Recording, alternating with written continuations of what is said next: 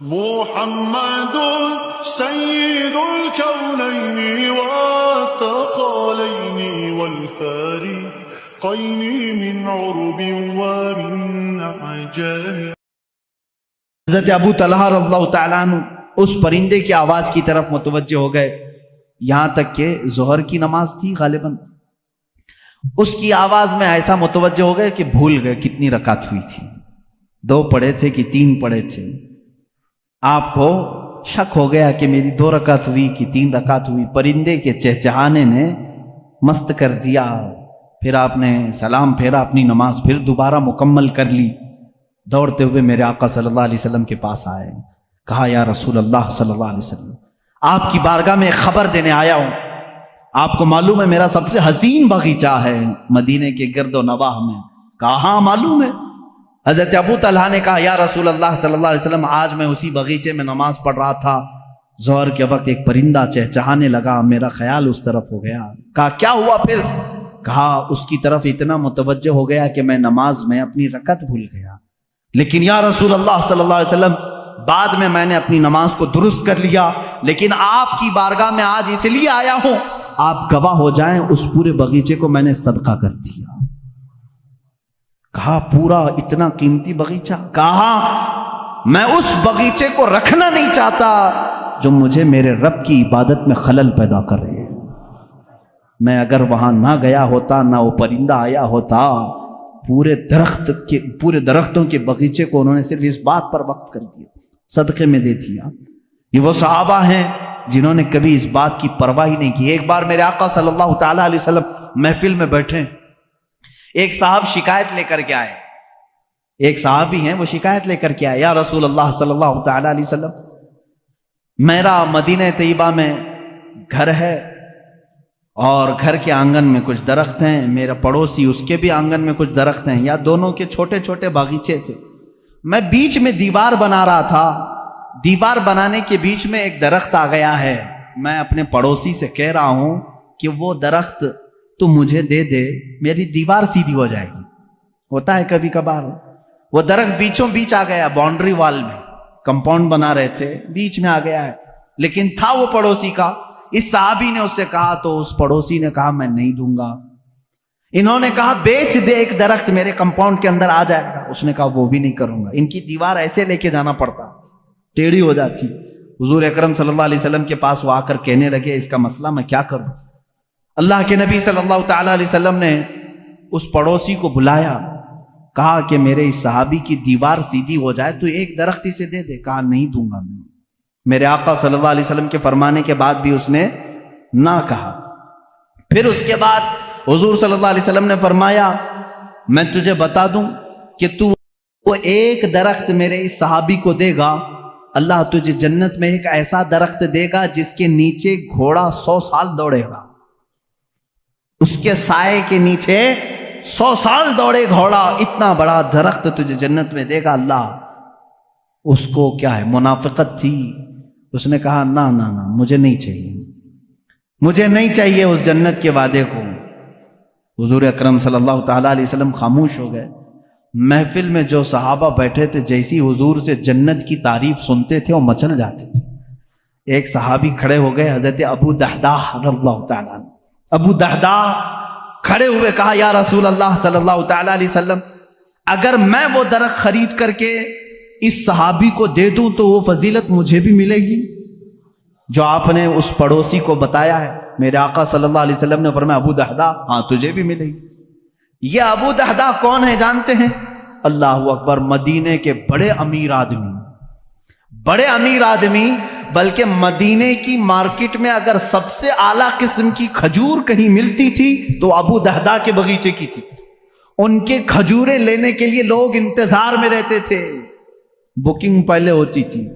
حضرت ابو دحداح کا ایسا بڑا باغیچہ تھا اوالی مدینہ، جہاں کی کھجوریں سب سے مہنگی امپورٹ ہوتی ہوں گی، ایکسپورٹ ہوتی ہوں گی، اس زمانے میں ایکسپورٹ کی جاتی تھی، یعنی شام یمن تک جاتی تھی.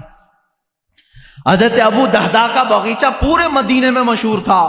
وہ آئے اس شخص کے پاس جو درخت نہیں دے رہا تھا، کہا اے بندے تو مجھے جانتا ہے؟ کہا ابو دحداح تمہیں بھلا مدینے کا کون آدمی نہیں جانتا.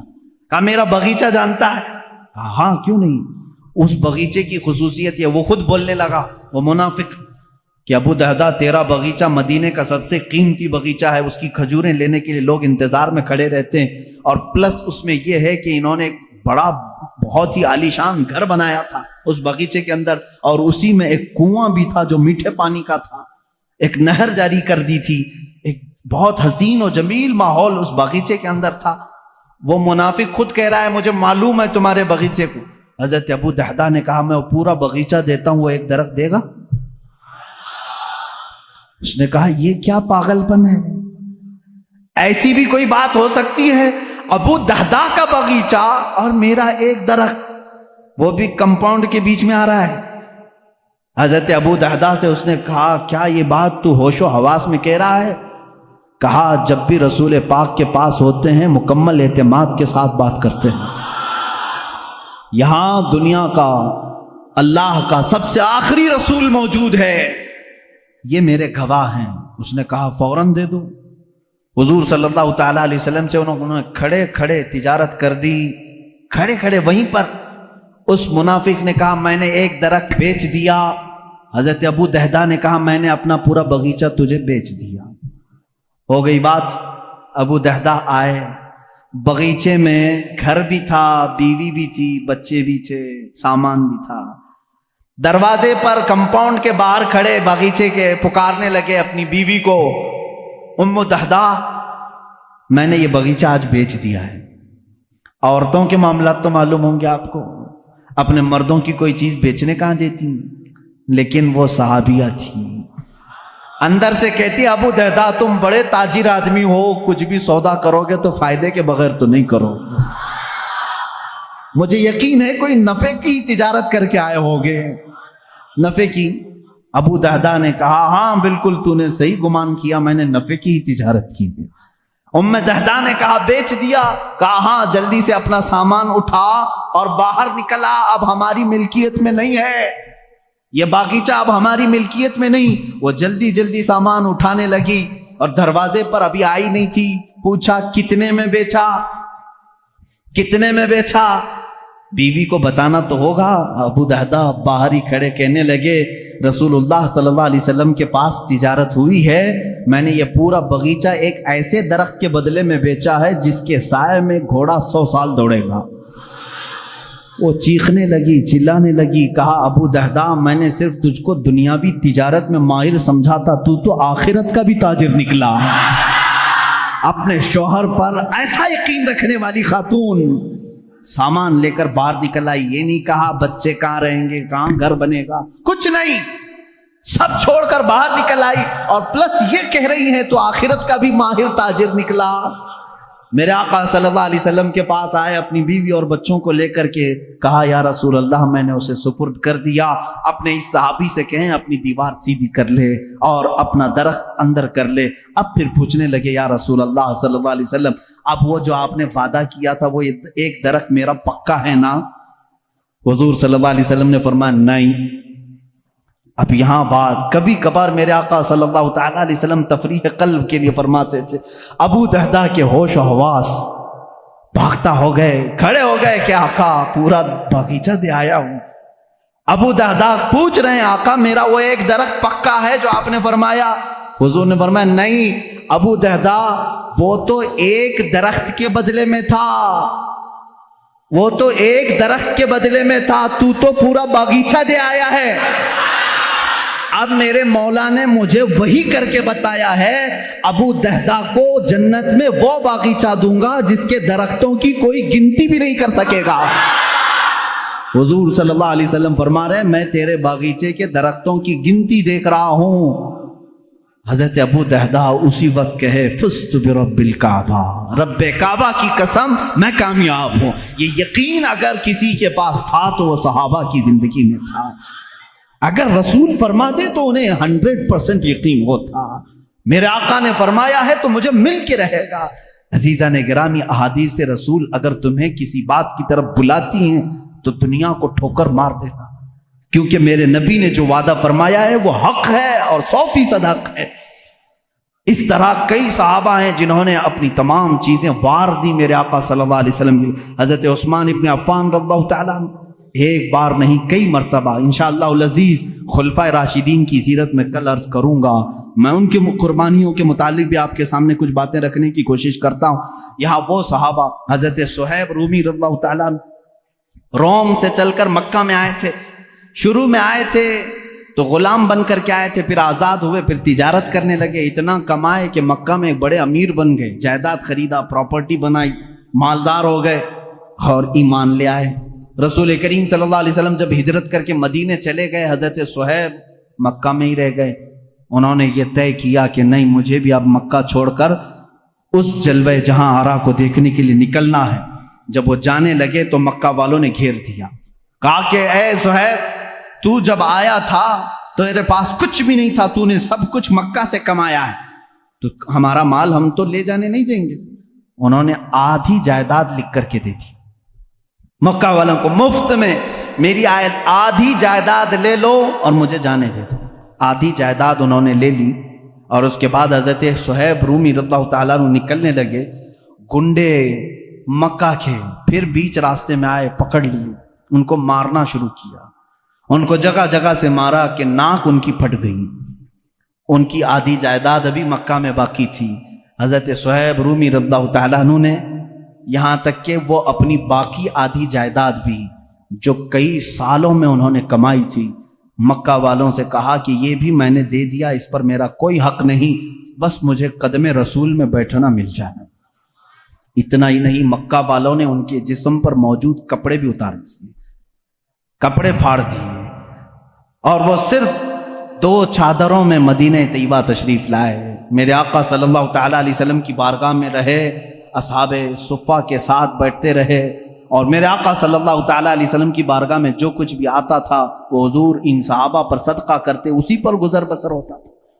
حضرت صہیب رومی رضی اللہ تعالیٰ عنہ زندگی بھر کبھی واپس مکہ کی وہ جائیداد لینے کے لیے نہیں گئے کہ میری کروڑوں کی جائیداد تھی میں واپس جا کر کے لے لوں، ناحق انہوں نے میری جائیدادوں پر قبضہ کیا ہے، نہیں گئے. عزیزان گرامی، اس طرح سے حضرت عبداللہ ذوالبجادین رضی اللہ تعالیٰ عنہ، ایک صحابی عبداللہ ذوالبجادین، ان کے ساتھ بھی یہی ہوا. یہ نوجوان تھے، حسین و جمیل تھے، اور جب یہ نکلنے لگے تو ان کے ساتھ بھی ایسا ہی ہوا کہ ان کو ان کے ماں باپ نے، ان کے گھر والوں نے اتنا مارا، ان کے جسم سے کپڑے نکال دیے. اور یہ میرے آقا صلی اللہ تعالیٰ علیہ وسلم کی بارگاہ میں پہنچے. اللہ کے نبی صلی اللہ تعالیٰ علیہ وسلم نے اپنی چادر عنایت کی اور اسی میں وہ زندگی گزارتے رہے. حضرت عبداللہ ذوالبجادین، بجادین، بجاد کہتے ہیں چادر کو، 2 چادریں پہن کر کے وہ پوری زندگی گزارتے رہے، پوری زندگی بھر، یہاں تک کہ مقام تبوک آیا. جب جنگ تبوک ہونے لگی، عبداللہ ذوالبجادین کہنے لگے یا رسول اللہ صلی اللہ علیہ وسلم، صرف میرے لیے دعا کریں، اللہ مجھے شہادت کی موت عطا کرے، بس میری ایک ہی خواہش ہے. میرے آقا صلی اللہ علیہ وسلم نے فرمایا عبداللہ، اگر اب تیری راستے میں بھی موت آئے تو تجھے شہید ہی کہا جائے گا، تجھے شہادت کی موت ہوگی. ہوا ایسی ہی. تبوک کے راستے میں جب گئے ان کو تیز بخار آیا حضرت عبداللہ ذوالبجادین کو. اسی رات حضرت عبداللہ ذوالبجادین کی بخار کی گرمی اتنی بڑی کہ میرے آقا صلی اللہ تعالیٰ علیہ وسلم سفر میں ہیں. سفر کی حالت میں میرے آقا ان کے پاس آئے، ان کا سر لے کر کے اپنی گود میں رکھا. یہ عبداللہ ذوالبجادین ہے. وہ کہتے ہیں یا رسول اللہ صلی اللہ علیہ وسلم، مجھے ایسا لگتا ہے میری زندگی کی لمحات کم ہو گئے، مگر یہ سر رکھنے کے لمحات طویل ہو جاتے تو کیا اچھا ہوتا. اللہ کے نبی صلی اللہ علیہ وسلم ان کا سر اپنے زانوں پر رکھے ہیں، اور اسی اسنا میں وہ میرے آقا کے چہرے کو دیکھتے رہے، ان کی روح نکل گئی. حضرت ابو بکر اس میں تھے، حضرت عمر تھے وہاں پر، حضرت عباس تھے. یہ صحابہ دیکھ کر رشک کرنے لگے. عبداللہ ذوالبجادین یہ واحد صحابی ہے جس نے حضور کی گود میں دم توڑا ہے. میرے آقا صلی اللہ تعالیٰ علیہ وسلم کے زانو اقدس پر. اتنا ہی نہیں، رسول کریم صلی اللہ تعالیٰ علیہ وسلم نے فرمایا اس کو کفن کوئی اور نہیں دے گا، میں دوں گا. اللہ کے نبی صلی اللہ تعالیٰ علیہ وسلم نے اپنا لباس، اپنا تہبند اور اپنی چادر نکالی اور انہی 2 چادروں میں عبداللہ کو کفنایا اور کہا جب یہ میرے پاس آیا تھا تو اس کے گھر والوں نے کپڑے چھینے تھے، آج میں اسے کپڑے پہناتا ہوں۔ اور اسی کفن میں جب ملبوس کیا، اللہ کے نبی صلی اللہ تعالی علیہ وسلم قبر پاک میں خود اترے اور اپنے سینے سے ان کو لگا کر نیچے اتارا۔ یہ عبداللہ ذو البجادین رضی اللہ تعالیٰ، اس وقت صحابہ رشک کر رہے تھے۔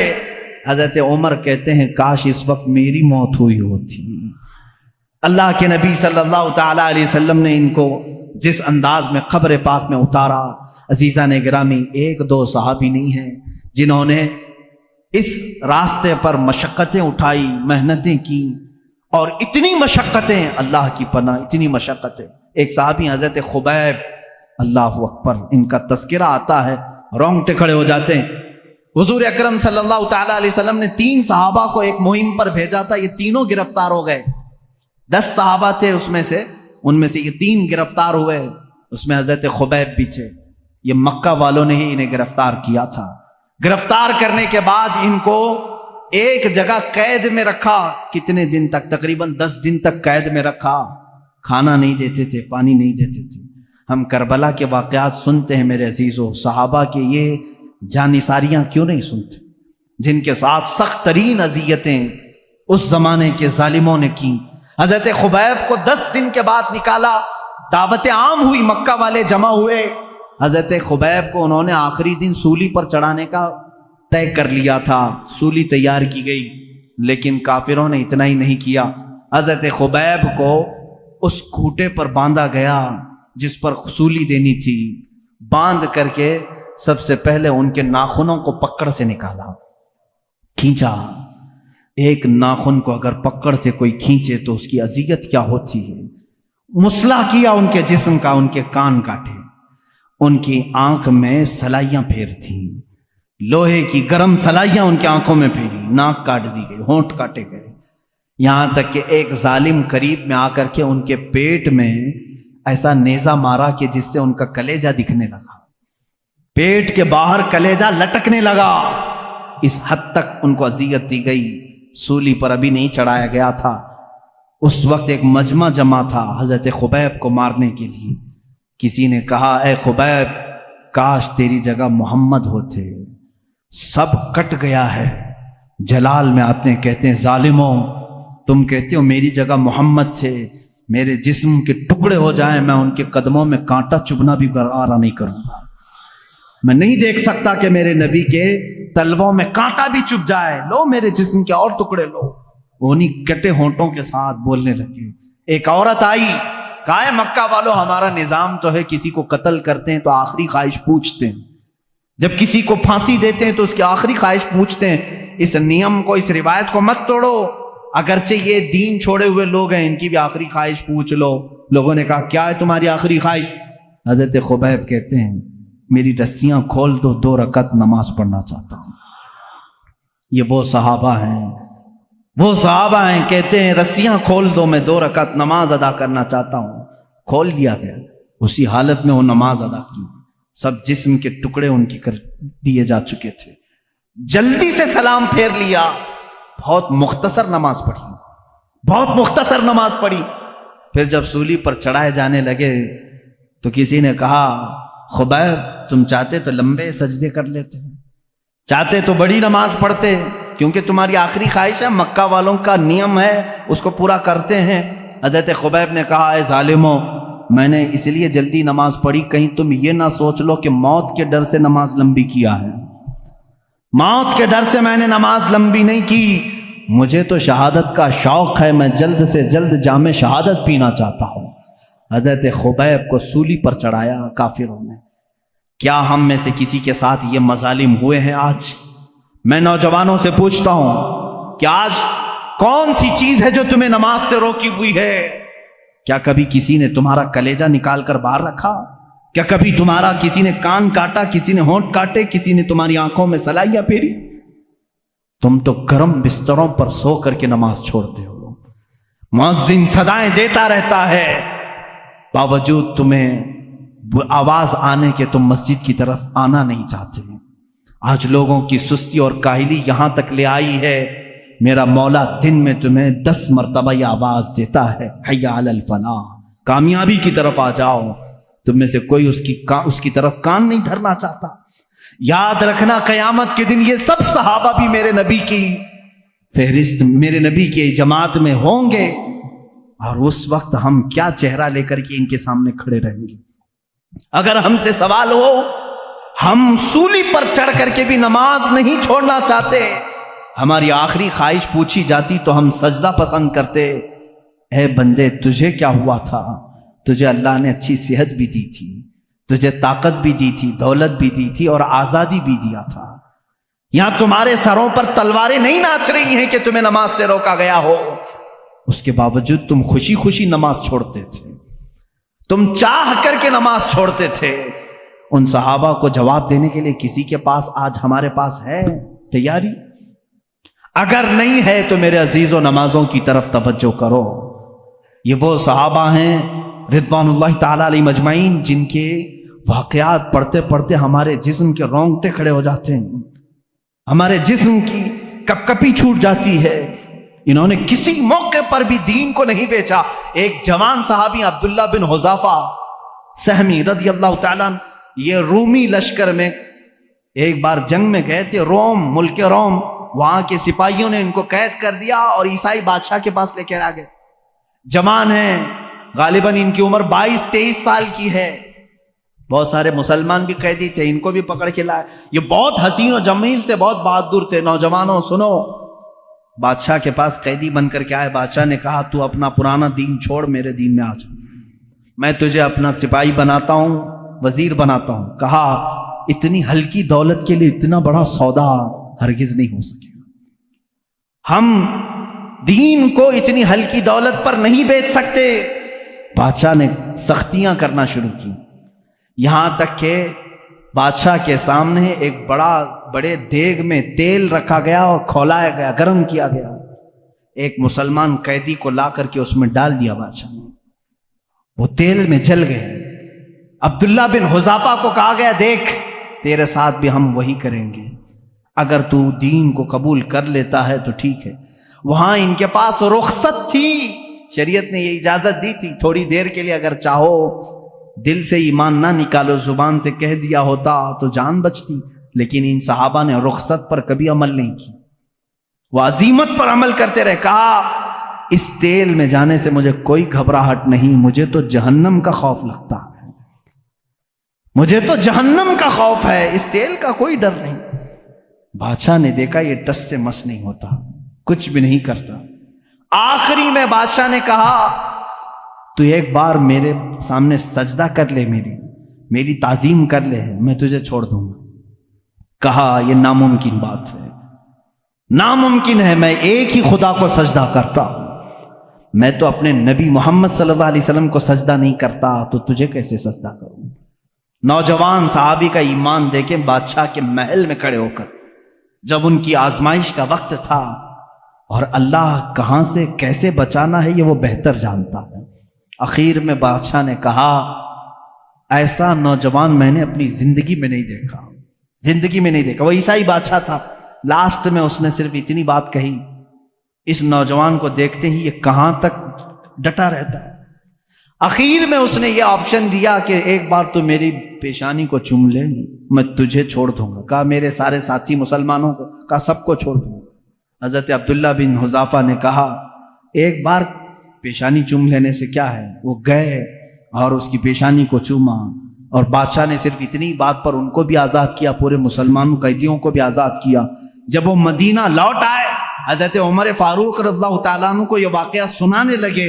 حضرت عمر اپنے خلافت کے تخت سے اتر آئے، کہا اے عبداللہ لاؤ تمہارا ماتھا میں چومتا ہوں. یہ وہ لوگ ہیں جو دین کو کہیں بیچنے نہیں جاتے تھے، کہیں دین کا سمجھوتا کرنے نہیں جاتے تھے. آج منافقین کی بہت لمبی ایک جماعت تیار ہو رہی ہے. حکومتوں کا تیور دیکھ کر کے جو بدل جاتے ہیں یہ منافق، ان سے اپنے دامن کو بچائے رکھو. جنہوں نے ہماری مسجدیں بیچ دی، جنہوں نے ہمارے عبادت گاہیں بیچ دی چند سکوں پر، چند ٹکوں پر، یہ وہ لوگ ہیں جو آخرت کا سودا کر چکے ہیں دنیا کے بدلے. میرے عزیزوں، صرف نام مسلمان رکھ لینا کافی نہیں ہے.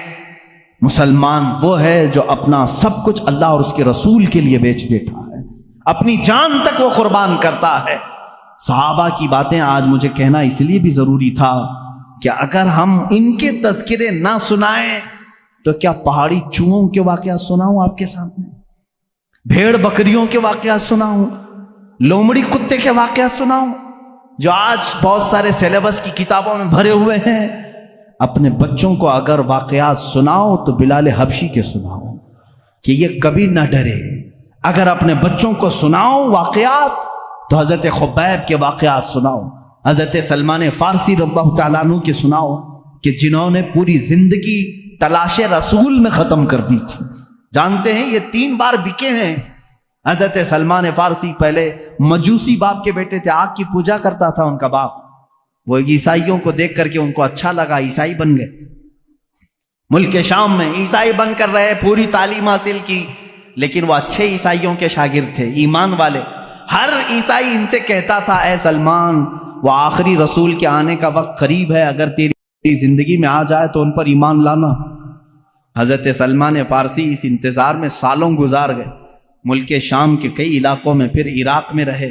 پھر اس کے بعد عرب سے ایک قافلہ آیا تھا تجارت کا. ان سے پوچھے عرب میں کوئی ایسی زمین ہے جہاں جھنڈ کے جھنڈ کھجوروں کے درخت ہیں؟ اس نے کہا ہاں یہ یثرب ہے. حضرت سلمان نے کہا کیا تم مجھے وہاں لے جا سکتے ہو؟ اس لیے کہ میں نے اپنی کتابوں میں پڑھا ہے آخری رسول اسی زمین میں آنے والا ہے. وہ لے کر کے آیا عرب، لیکن یہاں لا کر کے ایک یہودی کے ہاتھ میں بیچ دیا. آزاد آدمی کو لا کر بیچ دیا. مدینے کا ایک یہودی وہ غلام بنا کر کے رکھا، یہاں تک کہ رسول کریم صلی اللہ تعالیٰ علیہ وسلم کے آنے کی جس وقت خبر ہوئی مدینے میں، حضرت سلمان فارسی درخت کے اوپر بیٹھے ہوئے تھے کھجور کی، اور کھجور کا درخت کافی لمبا ہوتا ہے، کھجوروں کی صفائی کر رہے تھے. ان کا آقا اور اس کا بھتیجا دونوں نیچے بات کر رہے تھے. ارے سنا ہے مدینے میں محمد صلی اللہ علیہ وسلم آئے ہیں جو یہ کہتے ہیں میں اللہ کا آخری رسول ہوں. وہ دونوں بات کر رہے تھے. اتنا سن کر کے وہ وہیں سے اچھل کر آ گئے، نیچے آ گئے. کیا کہا تم نے؟ ان کے مالک نے ان کو کہا تو غلام ہے، ہمارے آقاؤں کی بات میں کیا سننے آیا ہے؟ تو اپنے کام پر لگ. ان کو نہیں بتایا. حضرت سلمان فارسی کو اسی دن سے بے قراری لگ گئی. حضور اکرم صلی اللہ تعالیٰ علیہ وسلم جب مدینے میں آئے، یہ تو تورات اور انجیل پڑھے ہوئے تھے. حضرت سلمان ان کو علامتیں بھی معلوم تھی، آخری رسول کی علامتیں کیا ہے. آئے مدینہ طیبہ میں حضور صلی اللہ تعالیٰ علیہ وسلم کو. اب دیکھیں ان کے پاس 3 علامتیں تھیں، وہ ڈھونڈنے کے لیے آئے. پہلے ابھی ایمان لائے نہیں تھے. ایک دن کھجوریں لے کر کے آئے، حضور سے کہا یہ صدقے کی کھجوریں لے لیں. حضور نے لیا اور سب کو بانٹ دیا، ایک بھی نہیں کھایا. حضرت سلمان نے مسکرایا، انجیل میں لکھا ہے وہ رسول صدقہ کبھی نہیں کھائے. دوسرے دن کھجوریں لے کر کے گئے اور کہا یا رسول، یہ حضور صلی اللہ علیہ وسلم کے پاس کہ یہ ہدیہ ہے آپ لے. حضور نے وہ بھی کھایا بھی اور سب کو بانٹا بھی. سلمان فارسی کہتے ہیں یہ بھی کتابوں میں لکھا ہے وہ آخری رسول ہدیہ قبول کرتے ہیں اور صدقہ قبول نہیں کرتے. تیسرے دن ایک اور علامت انہیں دیکھنی تھی. حضور صلی اللہ تعالیٰ علیہ وسلم کے جسم اقدس پر ایک چادر تھی، تہبند تھی. ایک جنازے میں شریک تھے حضور. یہ سلمان فارسی تیسرے دن ایک اور نشانی دیکھنے کے لیے کبھی آگے آتے تھے، کبھی پیچھے ادھر ادھر آتے تھے. جنازے سے جب فارغ ہوئے، وہ جس نشانی کو ڈھونڈنے آئے تھے حضور صلی اللہ تعالیٰ علیہ وسلم نے خود ان کو بتایا. اے سلمان، 2 دن تو نے دیکھ لیا، تیسرے دن جو دیکھنے آئے ہو یہ عالم الغیب رسول تھے. تیسرے دن جو تم دیکھنے آئے ہو، اپنی چادر ہٹائی، اپنے کندھوں سے چادر ہٹائی. میرے آقا صلی اللہ تعالیٰ علیہ وسلم کے دونوں کندھوں کے بیچ میں مہر نبوت تھی. ایک مہر نبوت انڈے کی شکل کی، اتنی تیز روشنی اس میں سے ہوتی تھی کہ لوگ دیکھنے والے دیکھتے رہ جاتے. وہ خاتم النبیین کی مہر تھی. حضرت سلمان نے کتاب میں وہ بھی پڑھا تھا کہ وہ آخری رسول کے دونوں شانوں کے بیچ میں مہر ہوگی ختم نبوت کی. حضور صلی اللہ علیہ وسلم نے چادر ہٹائی اور کہا اے سلمان تم یہی دیکھنے کے لیے آئے تھے؟ حضرت سلمان فارسی نے کہا ہاں، میں تو ایک دیکھنے کے لیے آیا تھا، آپ نے 2 دکھائے ہیں. کہا کیا؟ کہا میں تو صرف ختم نبوت دیکھنے آیا تھا اور آپ نے اپنا علم غیب بھی بتایا ہے. کلمہ طیبہ پڑھا، اسلام میں داخل ہوئے. صحابہ اکرام اپنی زندگی پوری تلاش میں رہے ہیں اور اس ماہتاب رسالت کو اور آفتاب نبوت کو ذرہ برابر کھونا نہیں چاہتے تھے. کسی حالت میں وہ حضور صلی اللہ علیہ وسلم کی محبت کو کسی کے ہاتھ بیچنا نہیں چاہتے تھے. حضرت سعد رضی اللہ تعالیٰ عنہ جنگ خندق میں گئے ہیں زرہ پہن کر کے. زرہ لوہے کا لباس ہوتا تھا اور اتنا لباس کہ اس سے جسم پر آنے والے تیر نہ لگیں حضرت سعد، لیکن ان کا زرہ کا لباس چھوٹا پڑ گیا، ہاتھ کھلے رہ گئے. ایک ظالم نے دیکھا حضرت سعد رضی اللہ تعالیٰ عنہ کے سیدھے ہاتھ پر ہی وار کر دیا. ہاتھ سے ان کی موٹی رگ کٹ گئی اور اس سے خون بہنے لگا.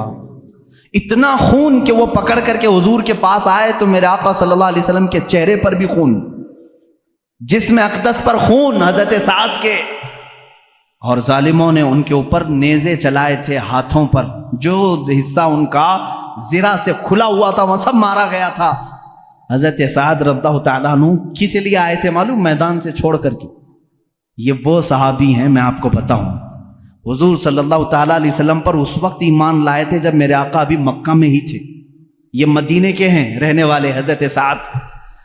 مکہ میں حضور اکرم صلی اللہ علیہ وسلم پر 2 سال ایسے بھی آئے کہ پورے مکہ والوں نے حضور کا بائیکاٹ کیا تھا، آپ کے پورے خاندان کا، کہ ان سے کوئی بات چیت نہیں کرے گا، لین دین نہیں کرے گا، کھانا پانی ان کے ساتھ، رشتہ داری کچھ نہیں کریں گے. سوشل بائیکاٹ کیا گیا تھا. یہ 2 سال تک چلا تھا. اور یہ 2 سال میرے آقا صلی اللہ علیہ وسلم کے گھر والوں پر اتنے سخت تھے. خود میرے آقا صلی اللہ علیہ وسلم نے فرمایا کئی دن ایسے آئے کہ چمڑے ہم نے گرم پانی میں بھگو کر کے کھائے، درختوں کے پتے اس دوران کھائے، کھانے کی کوئی چیز نہیں رہ جاتی تھی. مکہ میں 2 سال تک. پھر مکہ والوں کو ہی رحم آ گیا، پھر انہوں نے یہ بائیکاٹ ہٹا لیا تھا. ان 2 سالوں میں حضرت سعد جو مدینے میں تھے، مالدار بھی تھے، ان 2 سالوں میں حضرت سعد نے بھی چمڑے کھائے اور پتے کھائے. آپ سے کہا جاتا کیوں یہ کھاتے ہو؟ کہتے کہ محمد عربی صلی اللہ تعالی علیہ وسلم محصور ہیں، ان کا محاصرہ کیے، بائیکاٹ کیے گئے ہیں. جب ان کے ہاں کوئی نرم غذا نہیں پہنچتی تو کیا مجال ہے سعد اپنے حلق میں کوئی نرم غذا گزارے؟ یہ وہ صحابی تھے جب جنگ خندق کے موقع پر ان کی رگ کاٹی گئی تو دوڑ کر کے حضور کے پاس آئے، کہا یا رسول اللہ صلی اللہ علیہ وسلم، میری زندگی کا صرف ایک ہی مقصد تھا، قریش آپ کا جو خاندان ہے، قریش خاندان جتنی تکلیفیں آپ کو دیے ہیں، میں نے طے کر لیا تھا ہر ایک سے چن چن کے میں بدلہ لوں گا، مقابلہ کروں گا. یا رسول اللہ میں صرف یہ چاہتا ہوں اگر اب اس کے بعد بھی جنگیں ہونے باقی ہیں، جنگ خندق کے بعد قریش سے اور بھی جنگیں ہونا باقی ہے، تو صرف اتنی دعا کر دیں کہ میری زندگی اور طویل ہو جائے تاکہ میں آپ کے ان دشمنوں کا مقابلہ کروں. اور یا رسول اللہ صلی اللہ علیہ وسلم اگر اس کے بعد قریش سے کوئی جنگ ہونا باقی نہیں ہے تو زخم اتنے ہو چکے ہیں، میرے آقا میری شہادت کی دعا کرتے. اتنی دعا کے لیے لوٹ آئے اور خون پورا حضور صلی اللہ علیہ وسلم کی جسم ناز پر تھا. حضور اکرم صلی اللہ تعالی علیہ وسلم کو اس جنگ سے لوٹنے کے وقت جانتے ہیں، جبرائیل امین آئے بیچ راستے میں، کہتے ہیں یا رسول اللہ صلی اللہ علیہ وسلم، رب تعالیٰ کا حکم ہے کہ یہیں سے آپ دوسرے جہاد کے لیے نکل پڑیں. جہاد میرے عزیزوں کوئی میدان کا کھیل نہیں ہے کہ تھوڑی ادھر ادھر کبڈی کھیلی اور پسینہ بہہ گیا. یہ جان ہتھیلی پر لے کر دشمنوں کے سامنے کھڑے رہتے، نہ جانے کب ہماری گردن کندھوں سے الگ ہو جائے. ان میدانوں میں یہ شہسوار بغیر کسی خوف کے جاتے تھے. نکلے ہیں ایک جہاد سے جس میں سخت ترین صحابہ زخمی بھی ہیں. بیچ راستے میں جبرائیل امین نے جب یہ پیغام پہنچایا، حضور اکرم صلی اللہ تعالی علیہ وسلم نے کہا اے جبرائیل، ابھی ایک جہاد سے نکلے، مدینے پہنچے بھی نہیں، گھروں کو گئے بھی نہیں، یہ اگر اپنے زخموں کو ٹھیک کر لیتے بعد میں چلتے. جبرائیل امین نے کہا یا رسول اللہ صلی اللہ علیہ وسلم، اللہ کی مرضی یہ ہے کہ یہیں سے آپ چلے. میرا مولا بھی ان صحابہ اکرام کے ایمان کو اس طرح امتحانات سے گزارا ہے. اللہ کے رسول صلی اللہ علیہ وسلم نے فرمایا میں اپنے صحابہ سے پوچھ لوں. ظاہر سی بات ہے جہاد میں چلنے والے یہ صحابہ ہیں، آج ہمارے ساتھ کون کھڑا رہتا ہے کون نہیں کھڑا ہوتا یہ وقت بتاتا ہے میرے آقا صلی اللہ تعالی علیہ وسلم نے مڑ کر کے صحابہ سے کہا اے میرے نوجوانوں، جبرائیل امین آئے تھے، انہوں نے کہا ہے یہیں سے ایک دوسرے جہاد کے لیے چلنا ہے، کیا ہے تمہارا مشورہ؟ کسی صحابی نے یہ کہا کہ یا رسول اللہ تھک گئے ہیں، کپڑے پھٹ گئے ہیں، زخم آ گئے ہیں، گھر جائیں، بیوی بچوں سے بات کریں، مرہم پٹی کریں نا۔ رسول کریم صلی اللہ علیہ وسلم نے جب مشورہ لیا تمہارا کیا ارادہ ہے؟ صحابہ کہتے ہیں یا رسول اللہ دیر کس بات کی، چلے یہیں سے چلتے۔ یہ وہ صحابہ تھے جن کے بارے میں اللہ فرماتا رضی اللہ عنہم ورضوا عنہ، اللہ ان سے راضی اور وہ اللہ سے راضی۔ ان میں عورتوں نے بھی وہ کردار ادا کیا ہے۔ احد کے موقع پر ایک خاتون ایسی دوڑی دوڑی میدان احد چلی آ رہی، جنگ احد ہوئی ہے، جنگ احد ہوئی 3 ہجری، اس وقت ایک خاتون مدینے سے دوڑتی ہوئی جا رہی ہے۔ مسلمانوں کو اس جنگ میں شکست ہوئی تھی، آخر میں 70 صحابہ شہید ہوئے تھے۔ تو بیچ راستے میں کسی نے اس خاتون کو روک کر کے کہا تجھے پتا ہے تیرے بیٹے کا انتقال ہو گیا؟ کہا الحمدللہ۔ اس خاتون نے کیا کہا؟ الحمدللہ۔ آگے بڑھنے لگے، ایک صاحب نے اور پکڑ کر کہا اے خاتون تجھے معلوم ہے تیرے شوہر کا انتقال ہو گیا؟ الحمدللہ۔ کسی نے کہا تیرے بھائی کا انتقال ہوا؟ کہا الحمدللہ۔ اے آنے والوں، سب تو میرے گھر والوں کی بتا رہے ہو، بتاؤ رسول اللہ کی حالت کیا ہے؟ میں جو دیکھنے جا رہی ہوں میرے آقا کی صحت کو دیکھنے جا رہی ہوں، یہ نہیں کہ بیٹا گیا تھا، بھائی گیا تھا، میرا شوہر گیا تھا، سب ان کی خیریت بتانے آ رہے ہیں، میرے نبی کی خیریت بتاؤ۔ لوگوں نے کہا وہ صحیح سلامت ہے۔ اس خاتون نے کہا اے اللہ تیرا کروڑا کروڑ شکر ہے، وہ ایک صحیح ہے تو میرا پورا خاندان قربان ہے۔ آئیں، اللہ کے حبیب صلی اللہ تعالی علیہ وسلم کی زیارت کی، خوش ہوئی۔ حضور صلی اللہ علیہ وسلم نے فرمایا خاتون تیرا بیٹا شہید ہوا، جا دیکھ لے۔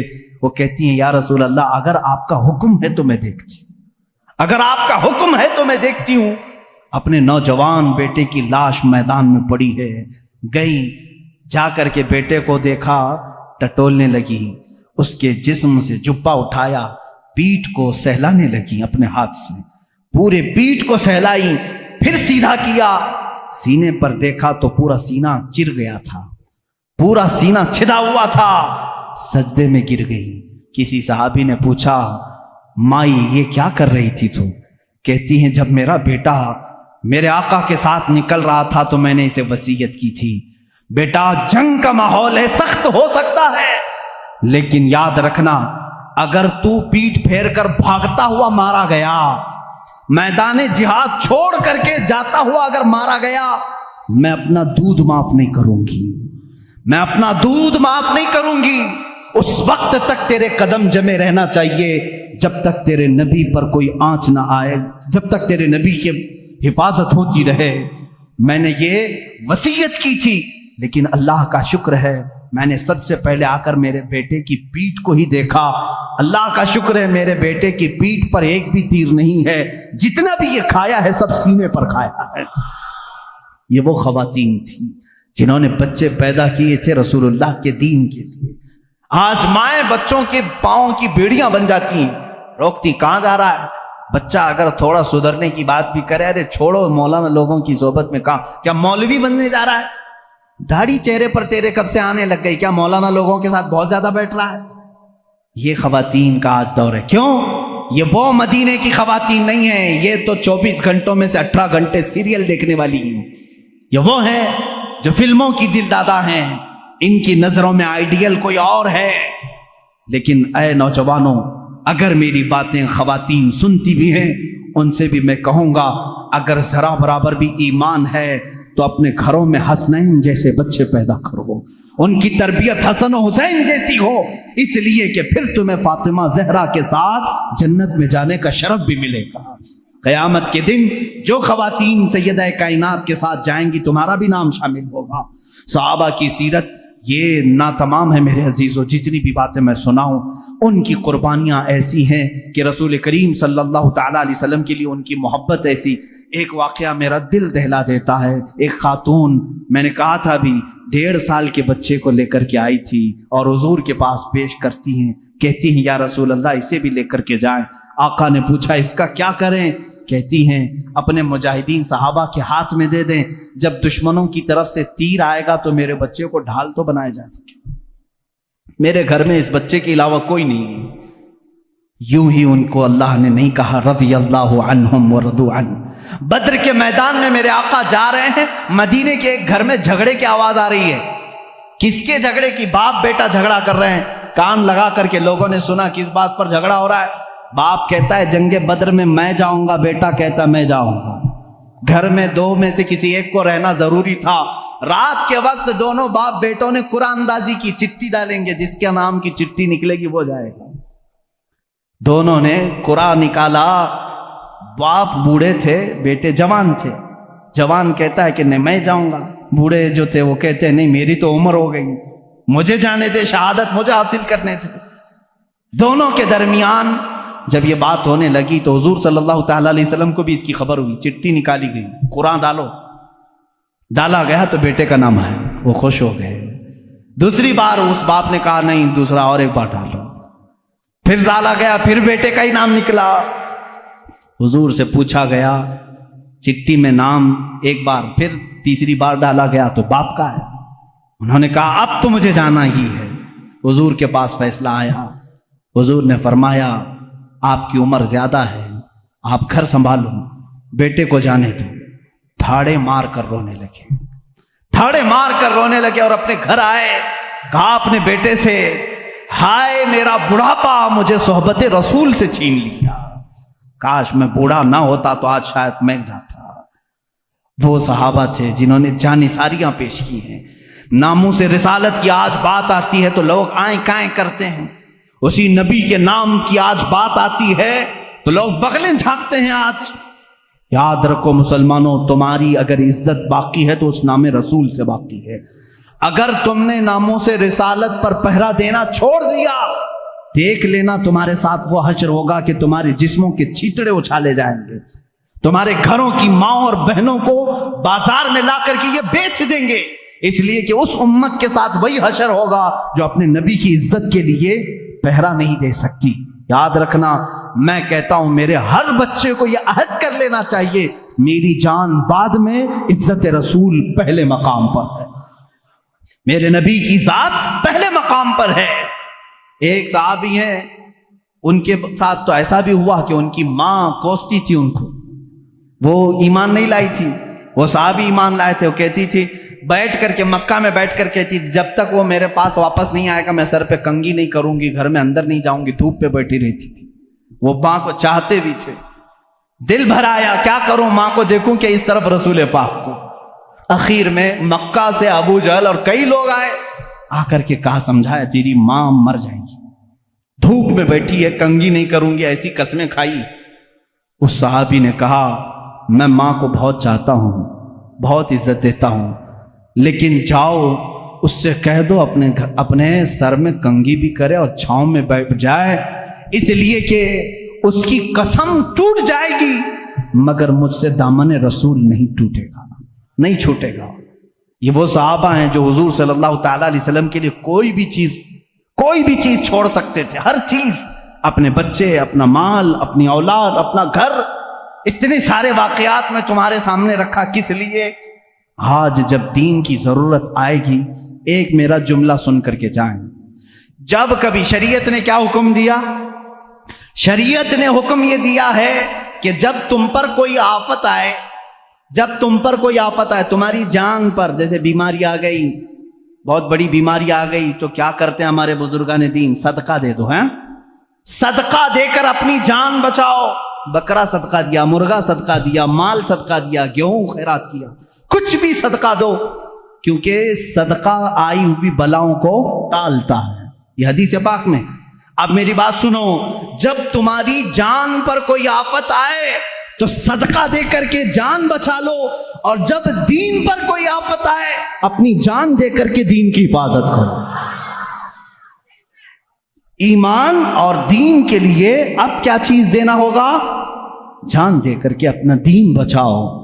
اور یہاں میں سمجھتا ہوں کوئی یزیدی نہیں بیٹھا ہے, سب حسینی ہیں, اور ہر حسینی یہ جانتا ہے جب اسلام پر کوئی بات آئے تو اپنا گھر بھی میدان میں لایا جاتا ہے, اپنی گردن بھی لائی جاتی ہے, اپنے 6 ماہ کا بچہ بھی لایا جاتا ہے, اپنی عورتیں بھی لائی جاتی ہیں.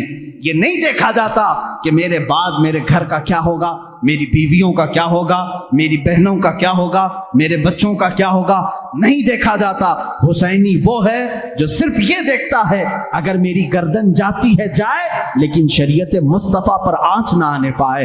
اسی لیے کہا ہے قتل حسین اصل میں مرگ یزید ہے، اسلام زندہ ہوتا ہے ہر کربلا کے بعد۔ تم جان کے کٹنے کے بعد کبھی فکر نہ کرنا۔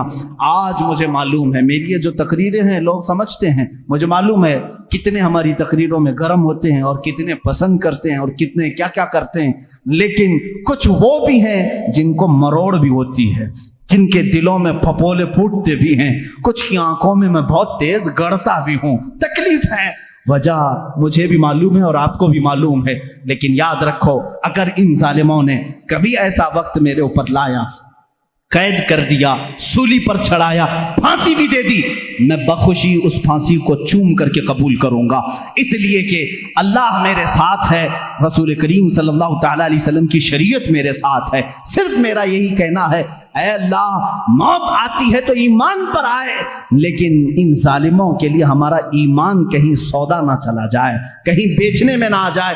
ان کی باتوں پر عزیزان گرامی آج حالات ایسے ہیں، ان صحابہ کے معاشرے کو زندہ کرنے کی ضرورت ہے۔ وہ صحابہ اپنی جانیں کیسے قربان کیے۔ ایک جوان ہے، ایک جوان یہودی کا بیٹا ہے، یہودی کا بیٹا ایک بار جلوہ رسول کو دیکھا فدا ہو گیا، باپ مارنے لگا، کہا دوبارہ جانا مت، کبھی جانا مت۔ نوجوان ہے، نوجوان ہے، باپ نے کہا دوبارہ کبھی جانا نہیں محمد کو دیکھنے کے لیے، لیکن وہ حسرت کہاں سے جائے جو ایک بار جلوہ رسول کو دیکھ لے۔ جس کا دل بدلنا ہوتا ہے مولا بدل چکا ہوتا ہے۔ یہودی گھر میں ہے، باپ نے زنجیریں باندھ دی ہاتھ پر پیروں پر، ماں نے بھی سختی کی، دروازے بند رکھے جاتے۔ اس حال میں اس نوجوان کو بیماری پکڑ لی، گھر سے باپ بھی نہیں بھیجتا، ماں بھی نہیں بھیجتی، بیمار ہو گیا، زنجیریں کھولی۔ اکلوتا بیٹا تھا یہودی ماں باپ کا، لیکن کٹر دشمن رسول تھے، نہیں جانے دیتے تھے۔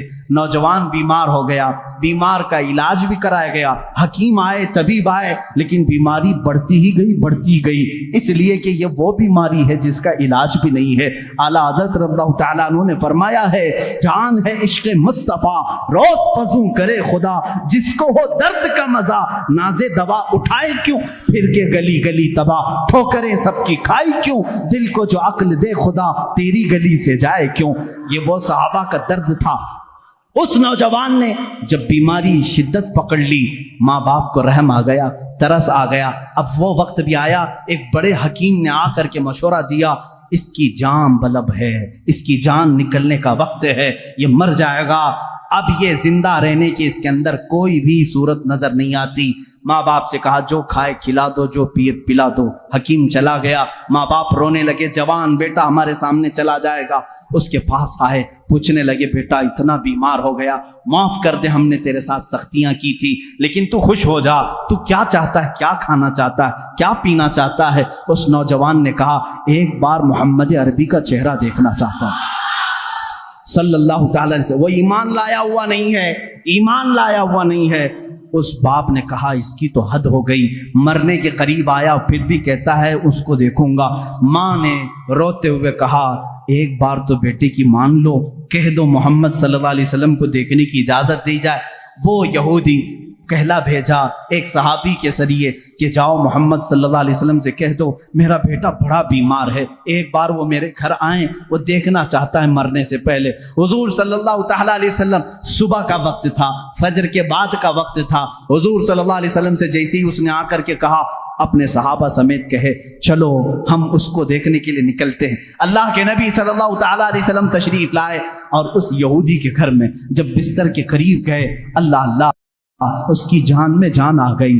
وہ جو بیمار، وہ جو کمزور، اپنے جسم کو حرکت نہیں دے سکتا تھا، اللہ کے نبی کو اپنے سرانے کے پاس دیکھ کر کے مسکرا پڑا، چہرے میں جان آ گئی اور حضور کو دیکھتا رہا۔ میرے آقا صلی اللہ علیہ وسلم نے فرمایا اتنی تاخیر کس بات کی، کیا اب بھی مجھے آخری رسول نہیں تسلیم کرو گے؟ اس نے کہا لا الہ الا اللہ محمد الرسول اللہ۔ میرے آقا صلی اللہ تعالیٰ علیہ وسلم نے اپنا دست مبارکہ اس کے چہرے پر رکھا رکھا تھا، میرے آقا کے جسم اقدس کی دست اقدس کی ٹھنڈک پہنچی اور روح قفس عنصری سے پرواز کر گئی، وہ صحابیت کے مقام کو پہنچ گئے۔ جانتے ہیں کیسا صحابی؟ صحابی کسے کہتے ہیں جانتے ہیں؟ صحابی کسے کہتے ہیں؟ اللہ کے نبی نے فرمایا اگر میرا ایک صحابی جو کے دانے کے برابر بھی خیرات کرے اور میری امت احد پہاڑ کے برابر سونا خیرات کرے تب بھی جو کے دانے کے خیرات کے برابر نہیں ہو سکتی۔ صحابی کے مقام کو پوری امت نہیں پہنچ سکتی۔ ارے چلو پیر پیرا میر میرا شیخ عبد القادر جیلانی سے پوچھیں، سرکار غوث اعظم سے پوچھیں، آپ بتائیں صحابی کا مقام بڑا ہے یا غوث کا مقام بڑا ہے؟ ہم تو غوث کہتے ہیں نا شیخ عبد القادر جیلانی کو۔ غوث پاک نے کیا کہا؟ ارے تو غوث اور صحابی کے مقام کی بات کرتا ہے، سن صحابی کا مقام کیا ہے۔ وہ صحابی جو رسول اللہ کے ساتھ گھوڑے پر بیٹھ کر کے جہاد میں جایا کرتے تھے، جس گھوڑے پر صحابی بیٹھتے تھے اس گھوڑے کے ٹاپ کے نیچے سے جو دھول اڑتی تھی وہاں تک بھی غوث کا مقام نہیں پہنچ سکتا۔ غوث کا مقام وہاں تک نہیں پہنچ سکتا، صحابی کے گھوڑے کے ٹاپ کے نیچے کی دھول تک اس صحابی کے مقام کو غوث نہیں پہنچ سکتا۔ اور غوث ہزاروں عبادتیں کر چکا ہے، ہزاروں ریاضتیں کر چکا ہے، لیکن آؤ اس جوان صحابی کے مقام کو تو دیکھو۔ صبح کے وقت میرے آقا تشریف لائے ہیں اور چند منٹوں کے بعد انتقال بھی ہو گیا ہے، اور صحابیت کا مقام اور حد یہ ہے کہ پوری زندگی میں ایک نماز پڑھنے کا بھی وقت نہیں آیا۔ فجر سے ظہر کے بیچ میں ایمان لائے، فجر سے ظہر کے بیچ میں ایمان لائے اور دنیا سے چلے بھی گئے، اور مقام کون سا حاصل کیا؟ صحابیت کا، غوث سے بھی بڑا مقام۔ یہ برکت تھی صرف جلوہ رسول کو دیکھنے کی۔ انہیں نہ دیکھا تو کس کام کی ہیں یہ آنکھیں کہ دیکھنے کی ہے ساری بہار آنکھوں میں، اگر رسول اللہ کو نہ دیکھا تو کس کام کی ہیں یہ آنکھیں۔ میرے عزیزو، صحابہ کے معاشرے کو میں بتا رہا تھا، آج میں اپنی گفتگو کو یہیں پر سمیٹتا ہوں اور سب کو جا کر کے یہ دعوت فکر دیتا ہوں۔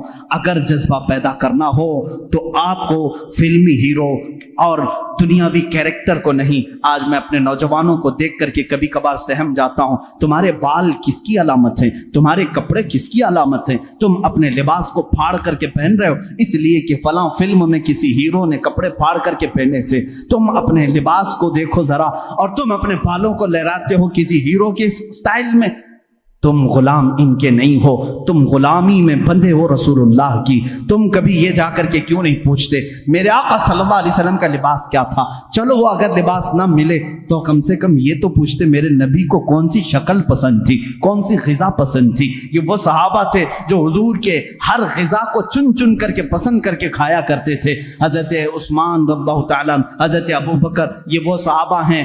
دسترخوان پر ایک بار کدو آئے، لوکی شریف آئی، کسی نے کہا مجھے یہ پسند نہیں ہے، صحابی کھڑے ہوئے اور تلوار نکالی، کہا واپس لے اپنے جملے کو نہیں تو قتل کر دوں گا۔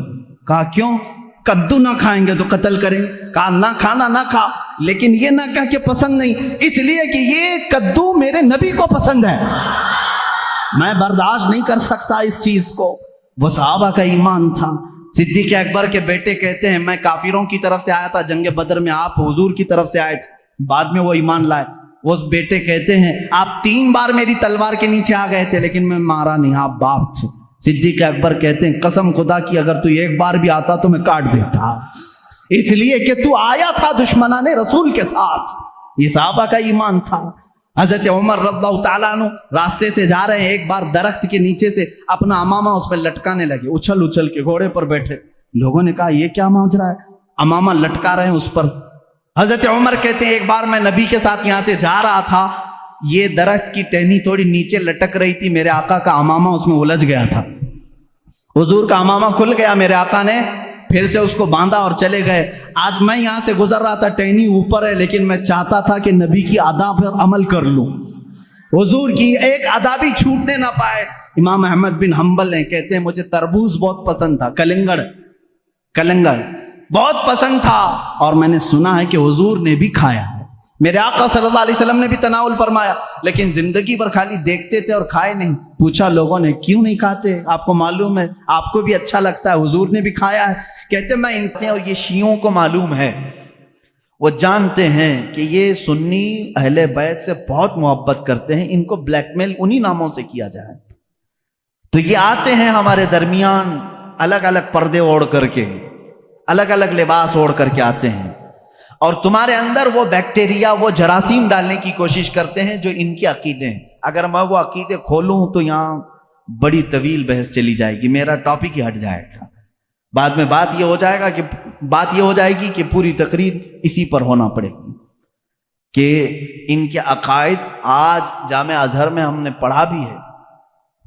یہ لوگ حضرت علی کرم اللہ وجہہ الکریم کو انبیاء اکرام سے افضل کہتے ہیں۔ ہم بھی حضرت علی کی محبت اور ان کی تعظیم کو اپنا ایمان کا حصہ سمجھتے ہیں، لیکن رسول پاک صلی اللہ علیہ وسلم اور انبیاء سے بڑھ کر کے نہیں، نبی سے بڑھ کر کے کوئی غیر نبی نہیں ہو سکتا۔ اور یہ مولا علی کرم اللہ وجہہ الکریم کے متعلق بعض شیعہ تو یہاں تک کہتے ہیں، معاذ اللہ اب بھی موجود ہے انٹرنیٹ پر ایسے ویڈیو کلپس بھی موجود ہیں، کچھ شیعہ یہ تک کہہ جاتے ہیں اللہ فاطمہ زہرا کے گھر کو اپنی داڑھی سے جھاڑو لگاتا ہے، معاذ اللہ رب العالمین، نعوذ باللہ من ذالک۔ یہ ایسے جملے ہیں جس کو کہنے سے بھی دل کتراتا ہے۔ اہل بیت کی محبت سر آنکھوں پر، لیکن ان کو خدا کے درجے تک پہنچانا یہ شرک ہے۔ یہی تو عیسائیوں نے کیا۔ عیسائی پہلے صحیح مومن تھے، لیکن چلتے چلتے بعد میں انہوں نے عیسیٰ علیہ السلام کو خدا کا بیٹا کہنا شروع کر دیا، حضرت مریم کو خدا کی بیوی کہنا شروع کر دیا۔ اسی طرح شیعہ بگڑ گئے۔ سارے شیعوں کی بات نہیں کر رہا، اس میں کچھ فرقے ہیں جو غلات ہیں، غالی شیعہ ہیں، اللہ ان کی نحوستوں سے محفوظ رکھے۔ اسی لیے میرے عزیزو، اہل سنت و جماعت کا دامن کبھی ترک نہ کرنا، کبھی نہ چھوڑنا۔ یہ ایسا درمیانی راستہ ہے جس مسلک میں آج ہمیں صحابہ کی تعظیم بھی سکھائی جاتی ہے اور اہل بیت اطہار کی تعظیم بھی سکھائی جاتی ہے۔ یہاں ایک بال برابر بھی ہمیں ادھر سے ادھر ہونے نہیں دیا جائے گا، ایک بات سمجھ کر کے چلیں۔ اور جب ایسے موضوعات چھڑ جائیں کہیں مجلسوں میں، یہ بات بھی سمجھ کے چلو، صحابہ کو ایک طرف لے کر کے، اہل بیت کو ایک طرف لے کر کے، آج انٹرنیٹ پر کچھ ایسے مناظرے کرنے والے ہیں، فیس بک کے مناظر بہت سے ہیں، سوشل میڈیا کے بڑے بڑے مناظر ہیں، نکڑ پر بیٹھ کر کے اور گٹر پہ بیٹھ کر کے مناظرے کرتے رہتے ہیں۔ کس بات پر؟ کہ صدیق اکبر افضل ہیں، کہ مولا علی افضل ہیں، فاطمہ زہرا خطا پر تھی، کہ حضرت ابو بکر خطا پر تھے۔ معاذ اللہ، تم ہوتے کون ہو ان باتوں کو چھیڑنے والے؟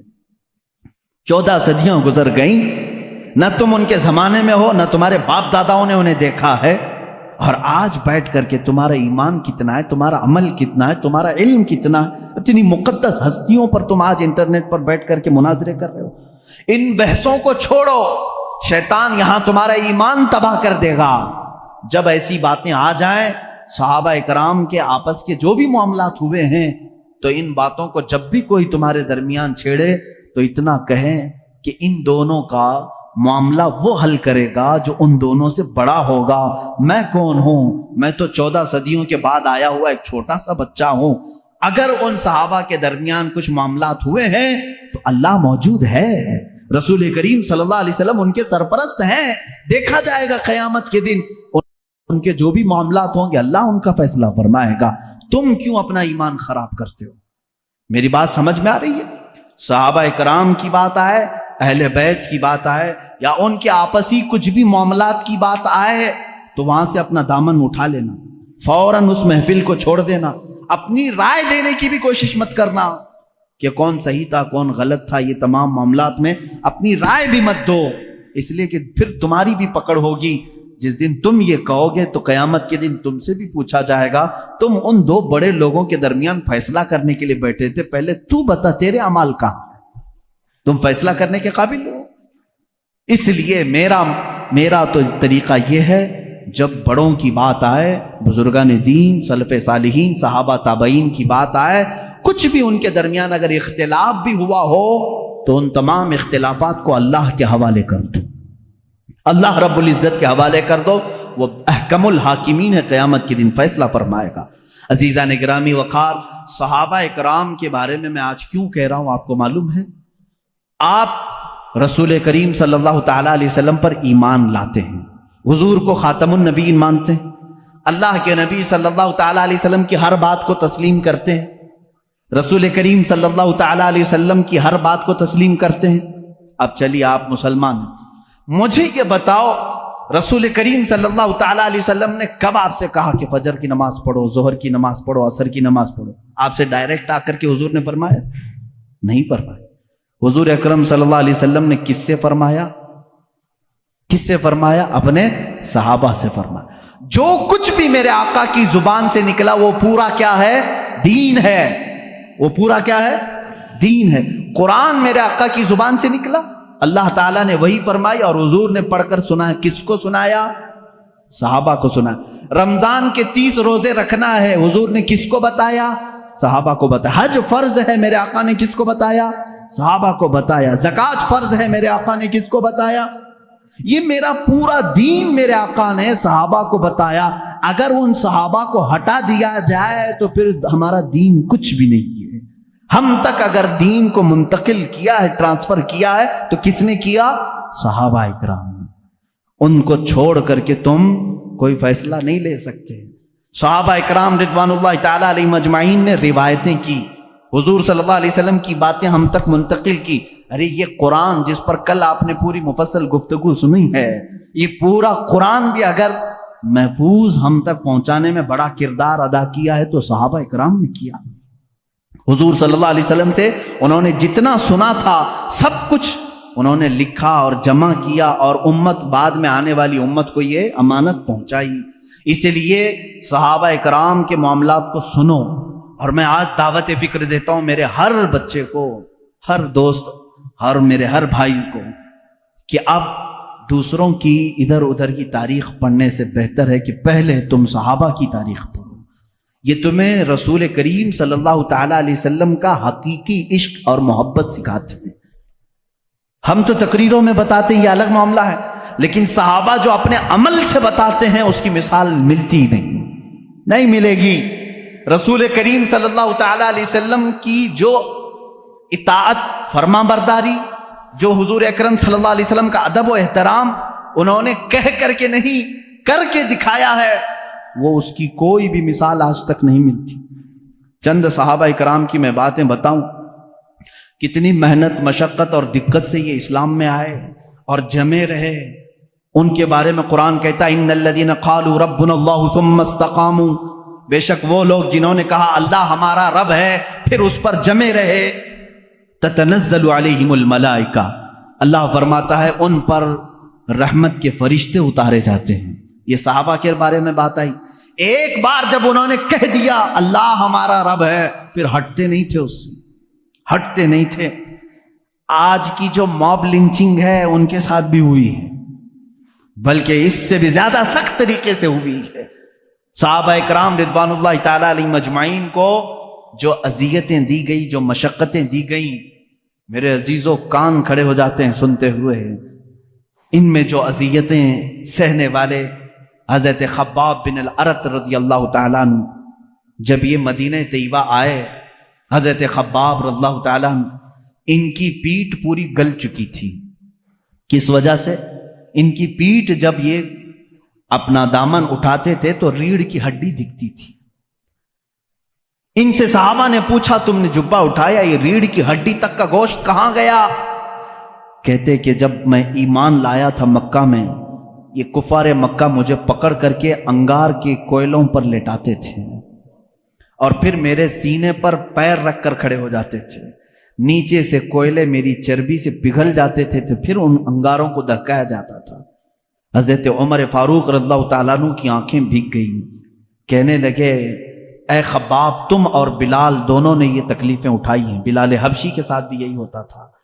حضرت خباب نے کہا بلال حبشی کو تو آزاد کرانے کے لیے ابو بکر صدیق آئے تھے، لیکن مجھے تو آزاد کرانے والا کوئی بھی نہیں تھا۔ حضرت خباب رضی اللہ تعالیٰ عنہ کو مسلسل 3 سال تک جلایا گیا ہے، 3 سال تک جلایا گیا ہے، پکڑے جاتے تھے، بار بار پکڑتے تھے، ان کو جلاتے تھے۔ حضرت بلال حبشی رضی اللہ تعالیٰ عنہ کا ایمان تو دیکھیں، ان کا آقا امیہ تھا، صرف اس بات پر کہ یہ رسول کریم صلی اللہ علیہ وسلم پر ایمان لائے۔ اچھا جو سب سے پہلے 6 لوگ اسلام لائے، سب سے پہلے سب سے پہلے جو 6 لوگ اسلام لائے ان میں سے ایک نام حضرت بلال حبشی کا ہے. سٹارٹنگ بالکل، جس میں حضرت ابو بکر صدیق رضی اللہ تعالیٰ عنہ، حضرت علی کرم اللہ وجہہ الکریم، سیدہ خدیجۃ الکبریٰ رضی اللہ تعالیٰ عنہ، حضرت زید رضی اللہ تعالیٰ عنہ، حضرت بلال حبشی رضی اللہ تعالیٰ عنہ، ان کے نام آتے ہیں. یہ وہ لوگ ہیں جو سب سے پہلے ایمان لانے والوں میں سے. حضرت بلال کو ان کا آقا پکڑتا تھا اور وہ کہتا تھا کیا میں تیرا رب نہیں ہوں؟ حضرت بلال کہتے تھے نا، ربنا اللہ، ہمارا رب تو اللہ ہے، تو رب ہو ہی نہیں سکتا. اس کے غلام تھے وہ، اس وقت غلامی کا دور تھا، آقا جو کہے غلام کو ماننا پڑتا تھا. وہ اپنے 2 بدماش بیٹوں کے ہاتھ میں دے دیتا تھا. حضرت بلال رضی اللہ تعالیٰ عنہ کو ایک بڑے ڈرم میں وہ ڈال کر کے دن بھر اس کا ڈھکنا بند کر کے رکھتے تھے. بڑے سے ڈرم میں ڈال کر کے اس کا ڈھکن بند کر کے رکھتے تھے. شام کو کھولتے تھے بغیر کھانا پانی دیے ہوئے، پھر ان کو مارتے تھے مسلسل. اور ایک دن تو اوباش لڑکوں کے ہاتھ میں ان کے آقا نے پیر میں رسی باندھ کر کے دے دیا. وہ بدماش لڑکے مکہ کی گلیوں میں حضرت بلال کو کھینچتے ہوئے لے جاتے تھے. اور وہ مکہ کی تپتی ہوئی گلیاں جب دھوپ چلچلاتی رہتی تھی، اس میں حضرت بلال کو ننگی پیٹ وہ کھینچتے ہوئے لے جاتے تھے. اور مکہ والے یہ منظر دیکھنے کو جمع ہوتے تھے تو سارے لوگ آتے تھے تو حضرت بلال مسکرا کر کہتے تھے اے مکہ والو، اللہ ایک ہے، اللہ ایک ہے. یہ اس زمانے میں کہہ رہے تھے جب ہر جگہ بتوں کی پوجا تھی. مکہ میں خانہ کعبہ کے اندر بت رکھے گئے تھے، خانہ کعبہ کے اندر بت تھے. ان کے درمیان بلال حبشی اعلان کر رہے تھے اے میرے عزیزو، ان کے ایمان کو ہم میں سے کون پہنچ سکتا ہے؟ آج ہم پر تھوڑی سی آفت بھی نہیں ٹوٹی کہ لوگ اپنا اسلام چھپانا شروع کر دیے. آج لوگ مصلحت کی بات کرنے لگ گئے. زمانہ ایسا ہے مولانا، اب تو سوچ سمجھ کے چلنا پڑتا ہے. میرے بھائی اب کی بات کر رہے ہو، کیا بلال حبشی کا زمانہ اچھا تھا؟ وہ زمانہ کتنا خطرناک تھا. کیا وہ زمانہ آج ہے تمہارے ساتھ؟ لوگ آج ہم سے کہتے ہیں نہیں اب ویسا نہیں چلے گا، اب تھوڑا سا زمانہ بدل گیا. اب زمانہ بدلا نہیں، یہ اللہ کا شکر ادا کرو کہ اب بھی اللہ نے تمہیں سجدوں کی اجازت دی ہے، یہ مہلت رکھی ہے، آزادی ہے آج بھی. پھر بھی تم مصلحت کی بات کرتے ہو. نہیں، سب کو راضی کرنے کے لیے اس بلال حبشی کو قیامت کے دن تمہیں منہ دکھانا ہوگا جو سارے بتوں کے بیچ میں کھڑے ہو کر کے کہتے تھے ربنا اللہ، ہمارا رب اللہ ہے، اللہ احد، اللہ احد، اللہ ایک ہے، اللہ ایک ہے. انہیں مارا جاتا تھا، اتنا مارا گیا حضرت بلال حبشی رضی اللہ تعالیٰ عنہ کو کہ پورے جسم میں اس کے داغ تھے، پورے جسم میں داغ تھے. اور ایک صحابی حضرت یاسر رضی اللہ تعالیٰ عنہ، یہ تو یمن سے چلے تھے اپنے گمشدہ بھائی کو ڈھونڈنے کے لیے. یہ آئے مکہ میں بھائی کو ڈھونڈنے کے لیے آئے تھے. ان کا ایک بھائی گم ہو گیا تھا، لیکن جب رسول کریم صلی اللہ علیہ وسلم کو دیکھے تو واپس نہ جانے کی بات کر کے وہیں ٹھہر گئے. وہ یمن کے رہنے والے تھے. کہا کہ اب اس زمین کو چھوڑ کر نہیں جاؤں گا، کہ اس لیے کہ اس چہرے کو دیکھنے میں آنکھوں کا ایک سکون ہی الگ ہے. وہ اپنے گمشدہ بھائی کو ڈھونڈنے کے لیے آئے تھے. حضرت یاسر رضی اللہ تعالیٰ ایمان لائے اور وہیں پر ان کا نکاح ہوا حضرت سمیہ سے. حضرت سمیہ ان کے نکاح میں آئی. ان دونوں کے نکاح کے بعد ان کے بیٹے پیدا ہوئے عمار رضی اللہ تعالیٰ عنہ. یہ پورا ایک خاندان، ایک فیملی کو بتا رہا ہوں میں. یاسر، سمیہ اور عمار، یہ تینوں ایک گھرانہ ایسا ہے. محبت رسول صلی اللہ علیہ وسلم میں ایک دن بھی ان کو چھوڑا نہیں گیا، ایک دن بھی نہیں چھوڑا گیا. یہ مکہ کے ابتدائی حالات میں بتا رہا ہوں آپ کو، جب حضور اکرم صلی اللہ علیہ وسلم کے صحابہ میں صرف 40 صحابہ بھی ابھی نہیں تھے، اور سخت ترین اذیتیں کفار دیتے تھے. جہاں کسی کو پاتے اور خبر ہو جاتی کہ یہ محمد صلی اللہ علیہ وسلم کے دین پر آ گیا ہے، اس کے ساتھ بہت برا سلوک کرتے تھے. حضرت سمیہ کو ابو جہل نے ایک بار پکڑا اور گھوڑے کے پیروں سے باندھ دیا. کیسے؟ گھوڑے کے سامنے کے دونوں پیروں سے ان کے ہاتھ باندھے، گھوڑے کے دونوں پیچھے کے پیروں سے ان کے پیر باندھے اور گھوڑے کو دوڑایا. جب گھوڑا دوڑتا تھا تو ان کی ہڈیاں سرکتی تھیں، ایک ایک ہڈی ٹوٹتی چلی گئی. اس وقت پورے مجمع میں لوگ تماشا دیکھنے کے لیے کھڑے رہتے تھے. اللہ ان کی مرقد پر گہرباری کرے۔ سیدہ سمیہ رضی اللہ تعالیٰ عنہ اس حالت میں بھی کہتی تھیں اللہ احد اللہ احد، اللہ ایک ہے، اللہ ایک ہے، تم ہم سے ہمارا ایمان نہیں لے سکتے۔ یہاں تک کہ حضرت سمیہ رضی اللہ تعالیٰ عنہ کو گھوڑا دوڑاتے ہوئے لے آیا تو ابو جہل نے اپنے ایک نیزے سے ان کی شرمگاہ پر مارا، جس کی وجہ سے وہ شہادت پا گئیں۔ اسلام میں سب سے پہلی شہیدہ حضرت سیدہ سمیہ رضی اللہ تعالیٰ عنہ، سیدہ سمیہ جن کو صرف اس بات پر شہید کر دیا گیا کہ وہ ایمان لائی تھی۔ اور جانتے ہیں آپ حضرت سمیہ رضی اللہ تعالیٰ عنہ گھر گھر جاتی تھیں، عورتوں کو قرآن پڑھاتی بھی تھیں، لیکن انہوں نے یہ کام ترک نہیں کیا آخری وقت تک۔ انہیں مارا گیا، پیٹا گیا، آخر میں شہید بھی کر دیا گیا۔ یہ دکھ برداشت نہیں ہو سکا۔ حضرت یاسر جو ان کے شوہر تھے وہ اسی دکھ میں تھے کہ میں یمن سے آیا تھا یا نکاح کیا، میری بیوی کو میرے آنکھوں کے سامنے مارا ہے۔ حضرت یاسر رضی اللہ تعالیٰ عنہ حضور صلی اللہ تعالیٰ علیہ وسلم کے پاس آئے، کہنے لگے آقا کیا کریں، غم برداشت نہیں ہوتا۔ اللہ کے نبی صلی اللہ علیہ وسلم نے فرمایا اصبروا فإن موعدکم الجنہ، تھوڑا اور صبر کرو، جنت تمہارے انتظار میں ہے۔ حضرت یاسر رضی اللہ تعالیٰ عنہ کو بھی ان کفار مکہ نے پکڑا اور ان کے ساتھ بھی بہت برا سلوک کیا، وہ بھی شہید ہوئے۔ یہ اسلام کے دو سب سے پہلے شہید ہیں۔ حضرت عمار جو بیٹے اکیلے بچ گئے تھے، جن کی آنکھوں کے سامنے ماں کو بھی مارا گیا ہو، باپ کو بھی مارا گیا ہو، ان کو کفار مکہ نے بلا کر کے سمجھایا، دیکھ تیری ماں بھی چلی گئی اور وہ بھی بری طرح زخمی تھی، ہڈیاں ٹوٹ گئی تھی، تیرے باپ بھی دنیا سے چلے گئے، تو اکیلا رہ گیا، کیوں محمد کے پیچھے لگا ہے صلی اللہ علیہ وسلم؟ کیوں تو اپنے مکہ والوں کو چڑھاتا ہے؟ چھوڑ دے اس دین کو، اس میں امن ہے، خیر ہے، ہم سارا مال تجھے دیتے ہیں اور تجارت میں تجھے ماہر بناتے ہیں۔ حضرت عمار نے کہا پہلے اگر بولتے تو ہو سکتا ہے کہ سوچا جاتا، میں اگر اپنے باپ اور اپنی ماں کے دین کو چھوڑوں تو غدار بیٹا کہلاؤں گا۔ مجھ سے یہ کیسے ممکن ہے کہ میں نے اپنے آنکھوں کے سامنے دیکھا کہ میرے باپ نے جاتے جاتے مجھے یہ وصیت کی ہے کہ مر جانا تو ایمان پر مرنا، میری ماں نے مجھے یہ سبق دیا ہے موت آئے تو تجھے عشق رسول میں آئے، مجھ سے تم میرا ایمان نہیں لے سکتے۔ کافروں نے وہی کیا جو حضرت بلال کے ساتھ کرتے، بیچ راستے میں آگ جلائی اور اس پر حضرت عمار کو لٹا دیا، ان کی پیٹھ جلنے لگی، پیروں تک آگ لگی تھی، وہ رونے لگے۔ اسی اثنا میں میرے آقا صلی اللہ علیہ وسلم کا وہاں سے گزر ہو رہا تھا، حضور اکرم صلی اللہ تعالی علیہ وسلم سے دیکھا نہ گیا۔ حضرت عمار نے پکار کر کے کہا یا رسول اللہ صلی اللہ علیہ وسلم، دیکھیں ان صحابہ کی محبت کو، ہم میں سے کوئی پہنچ سکتا ہے ان کی مقام کو؟ کیا کہتے ہیں جانتے ہیں حضرت عمار؟ آگ پر لیٹے ہوئے ہیں، کفار مکہ وہاں پر انہیں ظلم و اذیت دے رہے ہیں، اس وقت رسول پاک صلی اللہ علیہ وسلم کا گزر ہو رہا تھا، صرف اتنا کہا آقا اگر آپ اپنے عمار سے راضی ہیں تو میرے سامنے یہ آگ کچھ بھی نہیں، اگر آپ راضی ہیں تو میرے لیے آگ کی گرمی کچھ بھی نہیں ہے۔